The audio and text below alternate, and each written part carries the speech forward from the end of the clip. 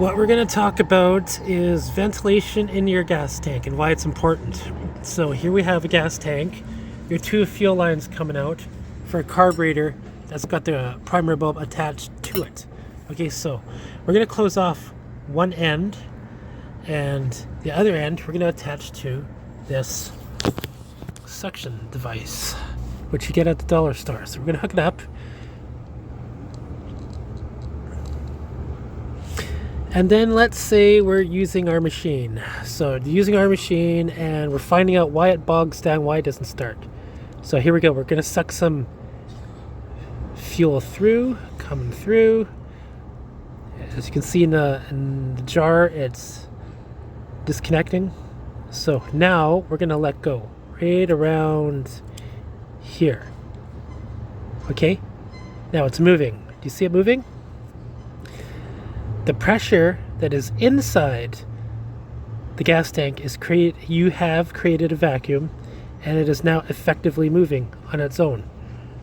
Okay, my hands are here. It's still moving. So we need ventilation in the gas tank in order for fuel to move efficiently. And if we take this off, you're going to watch it react differently. There we go. See? Now it's off. Now what I'm going to do is I'm going to blow into this, and you're going to watch that expand. So here we go. On 3, 2, 1.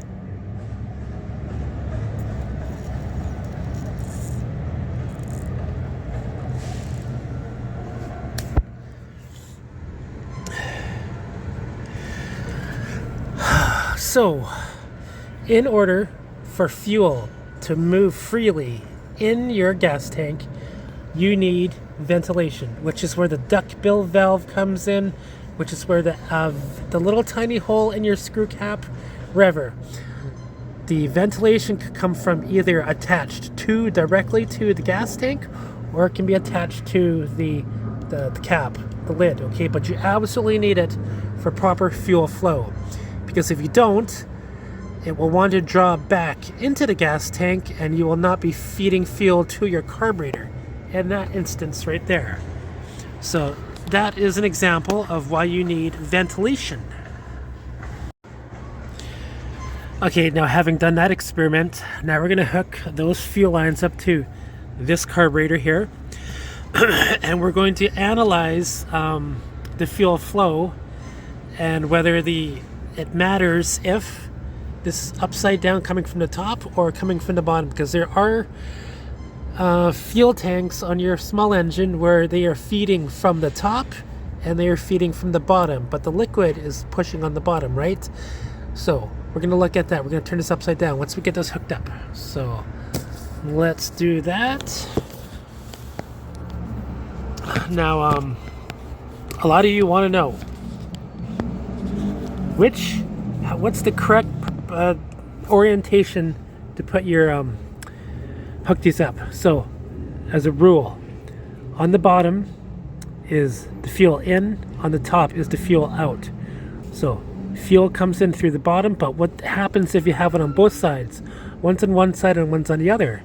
Well, the one that is attached closest to the primer bulb, that is the one coming in. The one that is further away to the bottom is the out, okay? If it's closer to the bottom of the carburetor, that's the fuel coming in. If it's closer to the top, that means it's fuel going out. What happens if there is no primer bulb on top? Well, then these two will be different sizes. The bigger one is usually the fuel coming in. The smaller one is the fuel going out. So let me hook these up. And got them backwards. Don't get these backwards because it will not work. And let's look at it from this side. Okay, so there's the fuel. Let's push this down some more.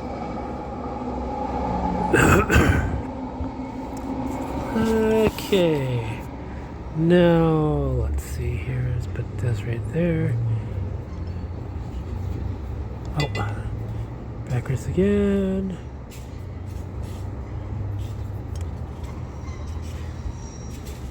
Okay, so this is our representation, okay? When I press down, fuel is coming out from here. When I press up, it's sucking the fuel in. So here you can see that the fuel is flowing.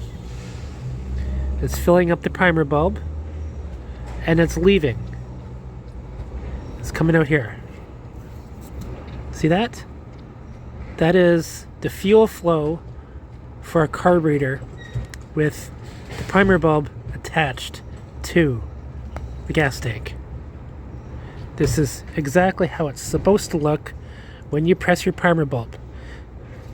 And this is water, by the way. This is not gas. I wanted to be safe about everything, but gas works the same way when it comes to showing you how the properties of the fuel flow work, okay? So, now we're going to look at a carburetor that has a separate primer bulb. So, right here you see 2 lines. What we're going to do now is we're going to show you 3. Okay? 3 lines and how to hook them up. I forgot to show you guys. Now, this is a top feeding fuel system. If we were to turn it upside down, we would now have a bottom feeding fuel system.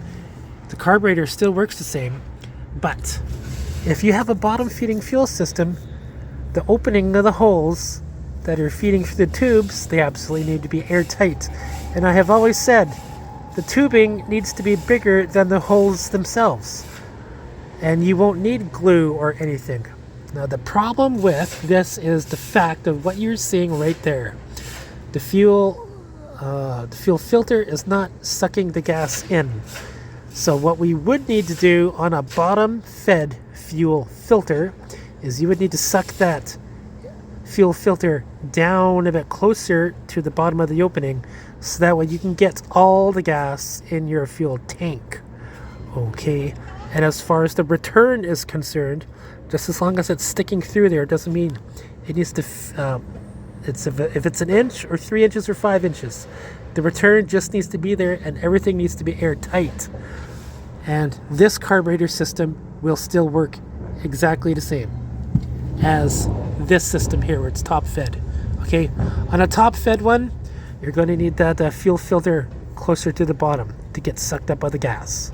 The return doesn't matter if it's high or low. Okay, so let's get our other system working with the 3 fuel lines. What happens if you buy a brand new carburetor and you don't know which end to hook up? So what you're going to do is you're going to take a little tube, put it on the end of here. Your primer bulb is attached, okay, and you're just going to put it in the liquid, not necessarily water, but fuel gas, and you're going to press it. Oh, and as you can see, if it was the right one, it would be sucking the gas up, but it's not. This is the return line that I have this hooked up. So now you know that. Let's put it on the other side. With one hand, nope. Okay, so the fuel is on the bottom one. Put a short tube there, put it in your fuel, and then press your primer bulb. Keep pressing it until you see a reaction, and that should be a reaction. Okay? So, now you know. The top one is the return, the bottom one is the fuel in. And not necessarily will your primer bulb ever be full like it is here. It'll be like right up to the top, but there's a small bubble. It totally depends on the manufacturer. Okay? This is how you determine which port to put your fuel line into. And that's how you figure that out. In this video, we're going to show you how to hook up a separate carburetor from the primer bulb. Okay, so this is our imitation gas tank. This is actually just water and food coloring. And this is not a carburetor that I will use in the future. This is just to show as an example of how to hook this up for those of you that are intimidated, okay? Now, looking at this primer bulb, a lot of you have seen this. One's short and one's long. Normally, on an original factory primer bulb, this one will be labeled as short or in, okay? In. And it does not have that designation on here. But what that means is when you push the primer bulb in like this, you're pushing air out. So you're pushing it out, the long one, And then when you let go, you're sucking it in the short one, okay? So let me show everybody how this works. Pushing out the long one, sucking in the short one, pushing out the long one, sucking in the short one, pushing, sucking, okay? So you're drawing fuel in through the short one. So the way that that works is that the fuel is coming in, it's coming from the carburetor. So fuel filter hooks up to the carburetor and then goes in and gets sucked into the primer bulb. And then it gets released back into the tank. Okay, so the part of the primer bulb that hooks up to the return tank is the long one. So what we're going to do is we're going to hook up the return to the long one. I'm going to try to zoom in just a little bit so you can see. So you can see that the long one is hooked up to the fuel filter, which is the return. Now we're going to take, because we're drawing fuel into the primer bulb, the short one means in, so we're going to hook it up to the carburetor. Now, a lot of you want to know, well, I don't know which one. Okay, let's think of this one here as the top. If there was a primer bulb attached to this carburetor, it would be up here. The primer bulb is always attached to the part where there is the circle diaphragm on there and gasket. The bottom one is just a gasket and the pump. This one here where the springs and everything happens. Okay, so you'll notice that when you look, one is higher than the other. Okay, so this is the top, this is the bottom. This is the part where the fuel comes into. This is the part that always hooks up to the fuel filter, and it will be thicker or at an angle as you see here. Okay, so therefore this part hooks up to the fuel filter, which is this one right here. This hooks up to the fuel filter, which we'll do that right now. And I can't do everything with one hand. I'll try to though. Oh, that went in just a little bit too easy. There might be air bubbles because of that. Now, this part of the carburetor, hold on.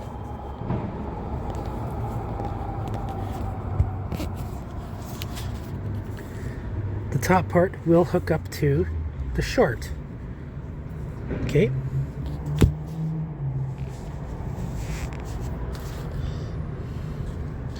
There we go.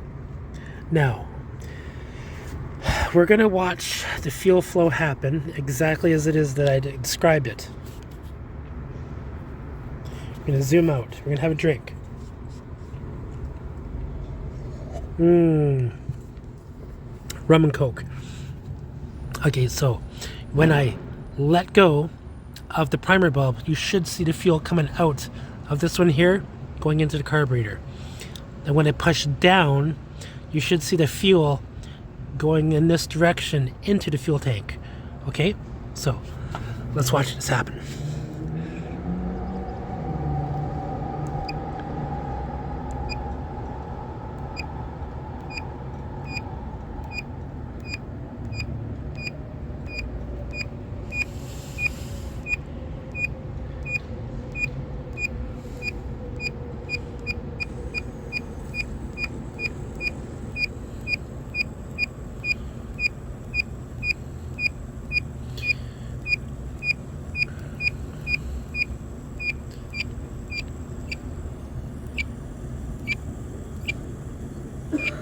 Oh, I chose blue food coloring so you can see it better against the yellow.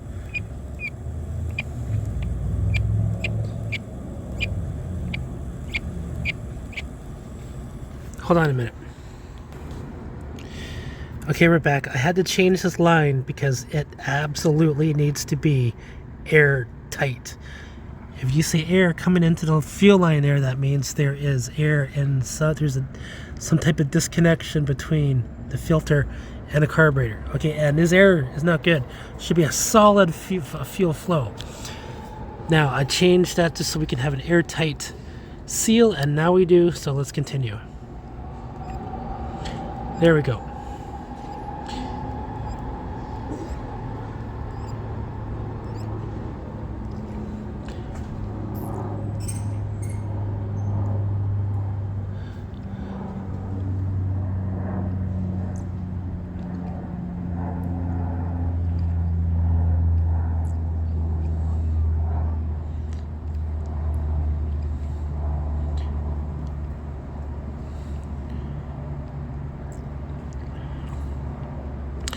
Once we have established that the primer bulb can get full, as you see it right there, once you see that it's full, then that means you have a good primer bulb and there is no other leaks. Now, I chose blue food coloring on a white surface just so we could see the fuel coming through the lines, and also if there's any leaks underneath.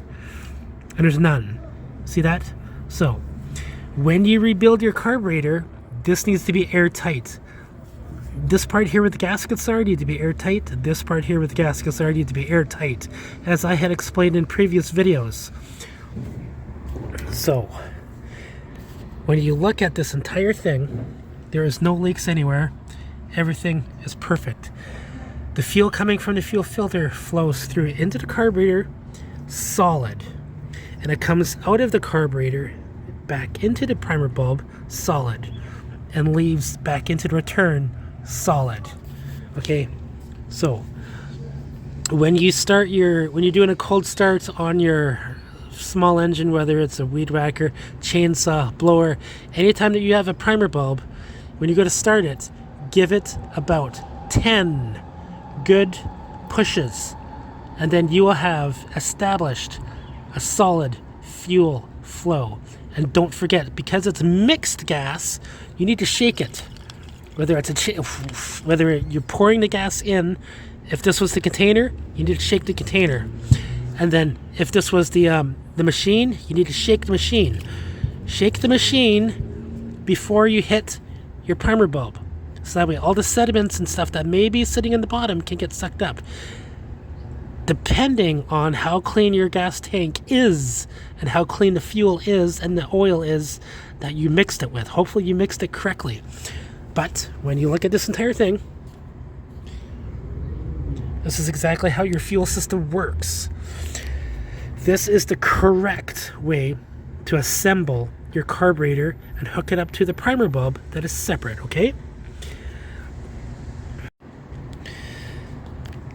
So now in this video, what I want to talk about is air ventilation in your fuel tank.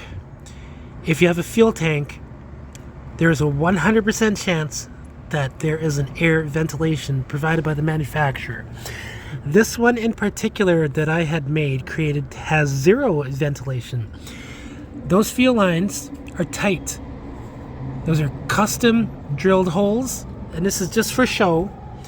But when you dip it upside down, there's no leaks anywhere. Okay, so now we know we have an airtight seal.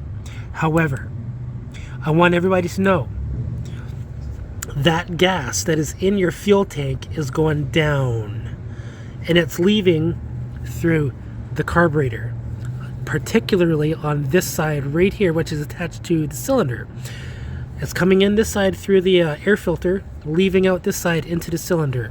Okay, so when that fuel goes down, what's happening to that air above? That air above is expanding.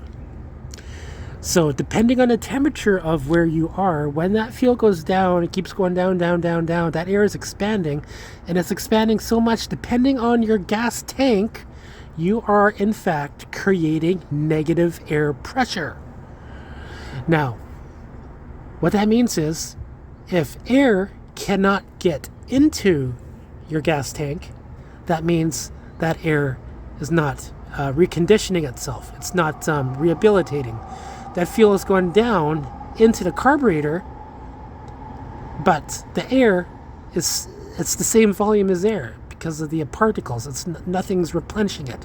So what happens is, it goes down, you're using it, all of a sudden it dies, because right at this point here, there's no ventilation. That air wants to suck the fuel back up. Okay, it wants to, the air is being stretched, and then if there's nothing to replenish it, it'll create a vacuum, and then it'll go back to this point, which means the fuel that is going into the carburetor on this side will go the other direction and go this way, and there's no fuel flow if you have no adequate ventilation in your fuel tank. And the best way to describe that would be to have a straw, to put the straw into there, and then plug the straw, and then pull it out. A lot of you have done that where you just let it go and the drips down, right? That's exactly what's happening with the fuel tank. You need ventilation in your fuel tank for that fuel to go down properly without the air in here expanding, causing this to misalign with the fuel flow. Okay, so having said that, now what we're going to talk about is temperature difference and your fuel tank. Now what we're going to talk about is temperature of the outside atmosphere versus your fuel tank. And we have a spray bottle. Now, if you have a fuel tank and it's a hot sunny day out there and it's about 25 degrees Celsius, you are in Prince George, British Columbia, or maybe you're in a desert of California, and it's between 25 degrees Celsius to 35 degrees Celsius. Go ahead and convert that to Fahrenheit if you want. The point being, under normal circumstance, when this has ventilation, that ventilation valve only puts air into the fuel tank. There is no air escaping the fuel tank because of the reason the fuel can escape that air going out. In the event that you are using your machine, you're using it, you hang it up, you're using it this way, you're storing it either way, and the fuel will leak out that where the air can get out. Okay, then you have a fuel leak. That's unacceptable. Fuel leaks are unacceptable. When it comes to temperature, the outside air can affect your fuel tank in the same way that the outside air affected this spray bottle. Okay, so you see how I went and put some stuff into here at room temperature, and then I went and put this outside into a cold temperature, much like the Titanic submersible, or the that one which imploded and killed everybody in the ocean, is what you are seeing here. The inside temperature was hot, and the outside temperature against this surface was cold, causing the air to contract. What happens to this spray bottle can happen to the gas tank. So, let's say you're in that desert, you're using your weed whacker, and the air in here that's coming in is hot. So the hot air in your gas tank is creating positive air pressure, meaning that the air in here wants to expand and put outward pressure, bulging pressure on your gas tank. Okay, now that's fine, because if the air wants to expand, that means the fuel will flow into your carburetor a little bit better, and it will push the fuel up that line, on both lines in fact. Now what happens if you're in Canada like I am? I'm in Vancouver, Canada. If I was to go further north like Dawson Creek or Fort St. John and use a chainsaw or a blower or something in the winter to blow the snow away, then we have a completely different reaction to our gas tank, and we have cold air and somewhat warm air inside your gas tank. Maybe you left this out in the yard and it's freezing. The gas tank is freezing. The temperature that is inside the gas tank matches the temperature outside, and you didn't put it in a nice, cool, warm place like the manufacturer's operation instruction told you to. So what happens is, now the gas tank is brittle and it will crack. If you have a cracked gas tank, that could be because of the fact that the pressures that are in the gas tank from the air are pushing against the fuel going out or contracting it going in. Let's say this is the wall right there. It's pushing out or sucking in, okay? Depending on the air that is being affected, not necessarily fuel. The air is being affected, not the fuel. So on a hot day, this wants to expand. On a cold day, the air wants to contract. That contributes to the cracking of your gas tank. And remember, there is supposed to be ventilation in here, which means air can come in but doesn't necessarily escape. Okay, so which is why this is very important. If you know that you are storing your machine for over the winter. Don't leave the fuel in there because it will do bad things to the fuel line. Storing the fuel will do something to the carburetor. It will do something to the primer bulb. So what you do is you empty the fuel tank. You empty the fuel tank and you take off the lid, just a crack, or you just take it off completely and you put something inside the gas tank when it's empty, like a cloth, like this, to absorb the outside atmospheric moisture. The water can get in, soaks into the cloth. And the next year when you go to use your machine, you just got to pull this out of the gas tank, and you'll notice that it's somewhat wet, but the inside of your gas tank will be completely dry, and the lid needs to be loosed. Not completely tight, but loose. Okay? So let me show you how that's supposed to look. Okay, so you want to do your winterizing of your gas tank. Now I want to let everybody know, everybody has a different idea on how they want to winterize their fuel. So if you can pick up your machine with one hand and gracefully turn it over, then that means you have a machine where you can just dump that gas into a container and then clean out your fuel tank. Now when you do, you'll have fuel that is still left in your primer bulb even after you have disconnected the lines. So to clean your fuel tank out, you dump it out like I just showed you, and then you keep pressing the primer bulb into the fuel from in here will go into the fuel tank, as you can see, like that. That will go into the fuel tank, and you keep doing that until your primer bulb is completely empty. And hear that. Okay? That means your primer bulb is now empty, and it might have a little bit of fuel in it. That's not enough to actually damage it. But you just take that again and you dump it out. Then what you do is you do exactly what it is that I just did. You stuff something in there which will absorb the leftover gas and leave the lid on somewhat loose. Okay. This is how you would winterize. You would normally winterize your machine if it was a blower, a weed whacker, a chainsaw, or any other portable machine that you can just grab with one hand.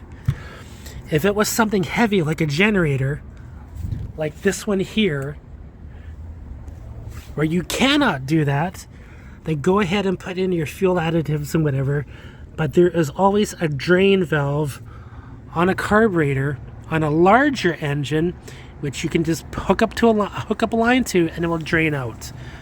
Okay, so you got to drain the fuel tank for the winter, otherwise nasty shit is going to happen to the gas tank. It's going to crack. The fuel lines, they're going to crack and go stiff, as well as your primer bulb, that's going to crack and go stiff. Okay, so properly winterizing your fuel tank will help you a lot and will reduce the amount of money that you're going to spend with repairs. This fuel tank can get expensive on certain machines. So do what it is that I just said. On a bigger machine, you can go ahead and use your fuel additives, but by doing this will prolong the life of your machine. Okay, so after having explained all of that about the fuel, this all comes because I have worked on literally dozens of small engines, including that generator that you just see me point towards, not to mention a scooter, which is right in front of me. When it comes to fuel and how you hook up the fuel lines, you need to do exactly as it is that I just showed you in this video, how to do it and why to do it. You can go through dozens and dozens of videos and you'll get frustrated until you hit mine, and you'll see exactly how to do it, why to do it, and a visual. I drew pictures of it. If you have questions about what it is that you had seen in this video, I'll make another video specifically for you in particular, and then I will answer your question to the very absolute best that I can.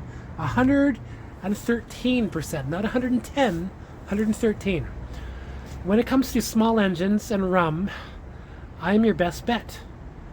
If you look at the previous videos that I have made on weed whackers, you'll see that I have expertise and knowledge on how to do that, and the screws and the nuts and the bolts and the grease and the shit and stuff to clean, and the cleaning products that I use.